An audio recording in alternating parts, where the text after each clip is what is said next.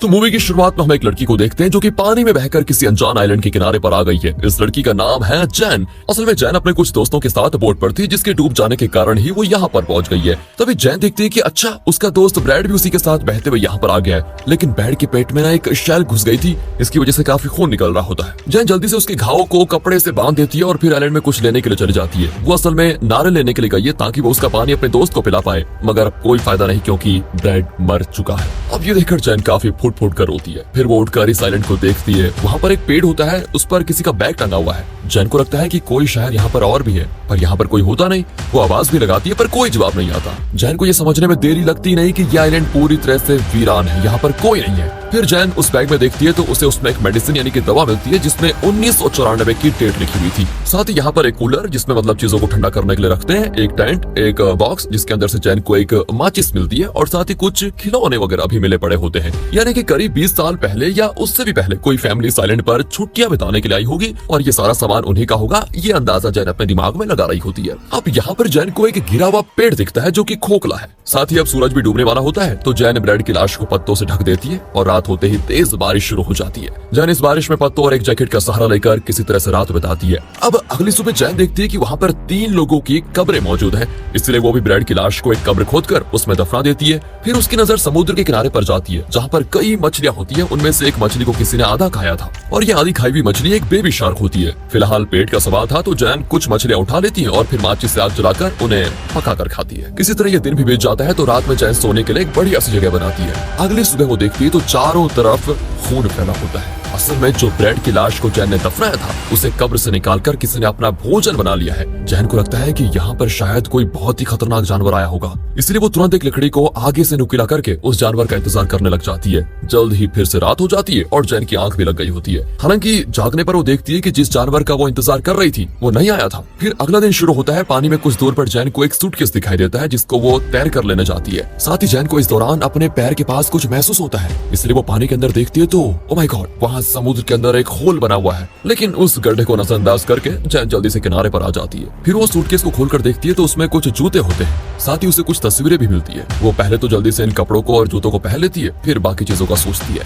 अब रात के वक्त जैन को अचानक से एक प्लेन की आवाज सुनाई देती है तो वो फ्लेयर गन से एक फायर करती है, लेकिन बदकिस्मती से प्लेन दूर चला गया था तो वो इस रोशनी को देख नहीं पाता। मगर इस रोशनी में जैन को एक मॉन्स्टर दिखाई देता है और उसकी आकृति किसी इंसान की जैसी होती है। उसे देखते जैन की तो हालत खराब हो जाती है और वो जाकर जंगल के अंदर ही छिप जाती है। वो मॉन्स्टर भी यहाँ पर आ जाता है। कई बार तो वो जैन के करीब से गुजरता है जो कि बिना आवाज किए बिल्कुल चुप रहती है। शायद इसी वजह से क्रिएचर जैन को ढूंढ नहीं पा रहा होता है और वो वापस पानी में चला जाता है। अब अगली सुबह जैन ये फैसला करती है कि मैं कैसे भी करके यहाँ से चले जाऊंगी। फिर वो सूटकेस के अंदर फ्लोटिंग जैकेट निकालकर उसे बोट की तरह बनाने की कोशिश करती है, पर जब वो पानी में उसको छोड़ती है तो वो डूबने लग जाता है। हताश होकर जैन वापस आ जाती है। दरअसल उसने फोटो में देखा था कि ये एक और फैमिली है जो हाल ही में यहाँ पर आई थी। उस फोटो में वो बैग भी पेट पर लटका हुआ दिखता है और फोटो में पीछे की तरफ उस मॉन्स्टर की आंखें दिखाई दे रही होती है। इससे वो समझ आती है कि जरूर उसी मॉन्स्टर ने इस फैमिली को यहाँ पर खाया होगा, इसलिए वो जल्दी से पेड़ के अंदर सोने का डिसाइड कर लेती है। ये वही खोखला पेड़ है दोस्तों जो वहाँ पर पड़ा हुआ था, उसी में जाती है वो सोने के लिए। फिर खाने पीने के बाद जैन उसी के अंदर घुसकर लेट जाती है। रात के वक्त ऑब्वियस सी बात है उसकी आंख लग जाती है, लेकिन तभी उसे बाहर कुछ हलचल महसूस होती है।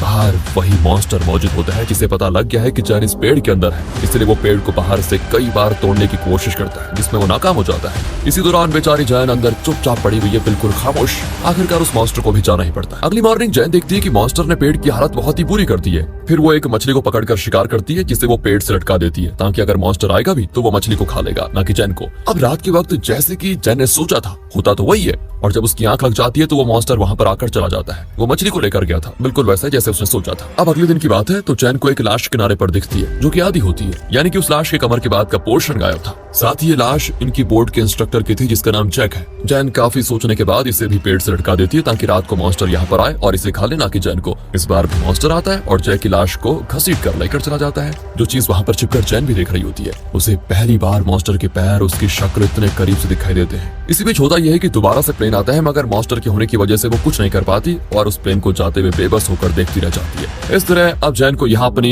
8वीं रात बितानी पड़ती है। वो आज की रात के लिए अपना बिस्तर पेड़ की ऊंचाई पर लगा देती है क्योंकि उसने मॉन्स्टर की हाइट लगभग देख ली थी, पर कोई फायदा नहीं होता। रात में मॉन्स्टर इस बार जैन पर हमला कर ही देता है। वो एक पंजा मारता है और जैन नीचे गिर पड़ती है, पर वो फिर भी खुद को संभालते हुए उस मॉन्स्टर से दूर भाग जाती है। वो मॉन्स्टर पानी में जैन को तेजी से पीछा करते हुए कूदकर उसके सामने आ जाता है। इस पॉइंट पर जैन उस क्रिएचर को अपने बनाए भाले से वार करती है, जिससे वो थोड़ा बहुत घायल तो हो जाता है, लेकिन वो जैन को एक झटके में दूर भी फेंक देता है। अब जैन और वो मॉन्स्टर दोनों ही घायल होते हैं। फिर भी जैन हिम्मत करके पेड़ पर चढ़ जाती है। वो मॉन्स्टर भी जा चुका था, मगर जैन रात भर ऊपर ही चढ़ी रहती है कि कहीं वो दोबारा ना आ जाए। अब अगली सुबह वो पानी से अपने घाव वगैरह को धो रही होती है, तभी वो पानी में एक राफ्ट को देखती है जिसमें उसका बॉयफ्रेंड लूकस और उसकी फ्रेंड मिया होते हैं। जैन लूकस को देखकर काफी खुश होती है। ये दोनों पानी में इतने दिन बड़ी मुश्किल हालत में यहाँ बचकर पहुंचे होते हैं। फिर उन्हें जैन पेट भर मछलियां पकाकर खाने को देती है। इसे खाने के बाद वो अपने दोस्तों से बताती है कि ये आइलैंड सुरक्षित नहीं है। यहाँ पर रात के वक्त एक मॉन्स्टर अपना शिकार ढूंढने आ जाता है डेली।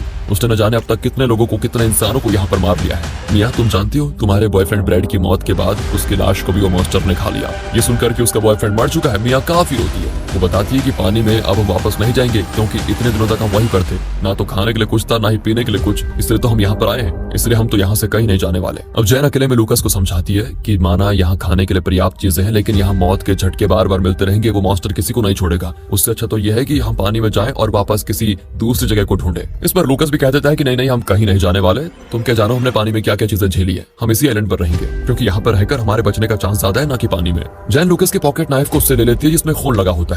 अब ये देखकर जैन को थोड़ा अजीब लगता है, पर वो इस पर ज्यादा ध्यान नहीं देती। अब क्योंकि लूकस और मिया दोनों ही उसकी बात पर यकीन नहीं करते, तो वो ये प्लान बनाती है कि जब ये दोनों खाना लेने जाएंगे तो मैं इनकी बोट लेकर यहाँ से भाग जाऊंगी। और वो ऐसा ही करती है। जिसे ऐसे भागते हुए देखकर लूकस और मिया उसको रोकते भी हैं, पर इस दौरान जैन अब उनके काबू में बिल्कुल नहीं आ रही होती है। तो मिया उसके सर पे जोर का वार करती है जिससे जैन तुरंत बेहोश। जब उसे होश आता है तो अंधेरा हो चुका था और उसके हाथ पैर बंधे हुए होते हैं। दरअसल लूकस और मिया ने ये इसीलिए किया क्योंकि उन्हें ये लग रहा होता है कि जैन खुद के बारे में ही सोच रही है, इनके बारे में नहीं सोच रही है। लेकिन उन्हें ये नहीं पता कि जैन जो भी कह रही थी वो बिल्कुल सच है। यहाँ मिया जैन से कहती है कि तुमने जो कदम उठाया था उसकी वजह से तुम्हें अब हमेशा बंधा हुआ रहना पड़ेगा, जिसके लिए हमें माफ कर देना। जैन कहती है कि तुम मेरा विश्वास करो, वो मॉन्स्टर कभी भी आता होगा। इस पर लूकस कहता है कि कोई मॉन्स्टर नहीं है यहाँ पर, मैंने पूरा जंगल छान मारा, मुझे तो कोई भी नहीं दिखा। फिर जैन जवाब देती है कि वो मॉन्स्टर जंगल से नहीं बल्कि पानी से आता है। मिया भी जैन की बातों से परेशान होकर पानी के पास घूमने चली जाती है, जहाँ पर वो एक मरी हुई मछली को देखती है। इधर लूकस जैन को इस तरह धोखा देकर भागने के लिए काफी उल्टा सीधा सुना रहा होता है। तभी अचानक उन्हें मिया की चीख सुनाई देती है। अब ये देखकर लूकस मसाला लेकर उस मॉन्स्टर से लड़ने के लिए निकल जाता है, पर उसे मॉन्स्टर एक ही झटके में दूर फेंक देता है। यहाँ जैन भी बड़ी मुश्किलों से अपने हाथ की रस्सी वगैरह खोल देती है और मिया की मदद के लिए जाती है, मगर बहुत देर हो चुकी थी। वो मॉन्स्टर मिया को मार डालता है और लूकस की तरफ बढ़ने लगता है। ये देखकर जैन लूकस को साथ लेकर घने जंगल में जाकर छिप जाती है, जहाँ मॉन्स्टर इनको ढूंढ नहीं सकता। अब सुबह दिखाते हैं तो लूकस डर की वजह से पेड़ पर ही चढ़ा होता है, जिससे जैन कहती है कि अब तुम नीचे आ सकते हो, वो मॉन्स्टर दिन के उजाले में कभी नहीं आता। और अब लूकस को जैन की बात पर विश्वास हो जाता है कि मॉन्स्टर के बारे में सच कह रही थी। लूकस और जैन मिलकर ढेर सारे खाने पीने की चीजें इकट्ठा करते हैं ताकि वो काफी देर पानी में जिंदा रह पाए। फ्लेयर गन्स वगैरह भी ये लोग रख लेते हैं साथ में। अब जैन लूकस से कहती है मेरी बात ध्यान से सुनो, हमें रात होने से पहले यहाँ से कैसे भी करके निकलना होगा। वो तुरंत अपना सफर राफ्ट के जरिए शुरू करते हैं। इस राफ्ट के चारों तरफ खून लगा होता है और ये देखकर जैन को ये समझने में देरी नहीं लगती कि जैक की आधी लाश को भूख की वजह से लूकस और मिया नहीं खाया होगा। हालांकि वो कुछ नहीं बोलती। इसी बीच अचानक से दिन में ही मॉन्स्टर इन पर हमला कर देता है, जो कि नीचे के कपड़े को फाड़कर राफ्ट में घुस आया था। उससे जैन लड़ने की कोशिश करती है, पर वो उल्टा जैन को ही उठा ले जाता है। वो सीधे जैन को लेकर उसी ब्लैक होल में जा रहा होता है। तभी जैन अपने पास रखी लूकस की पॉकेट नाइफ से उस मॉन्स्टर को लहूलुहान कर देती है। इसी बीच लूकस जैन को बचाने आता है, मगर बदले में वो मॉन्स्टर उसी को मारकर उसी होल में लेकर चला जाता है। और ये देखकर जैन मजबूरी में आइलैंड पर आ जाती है और सबसे पहले वो अपनी डायरी में इस मॉन्स्टर के बारे में सब कुछ लिखती है, ताकि अगर उसके बाद कोई फंसे तो उसकी मदद हो पाए। फिर जैन जल्दी से कई सारी झाड़ियां चारों तरफ बिछाती है। फिर वो कई सारी लकड़ियों के हथियार बनाती है। फिर इंतजार करती है रात होने का, और जब वो मॉन्स्टर अंधेरा होते ही आ जाता है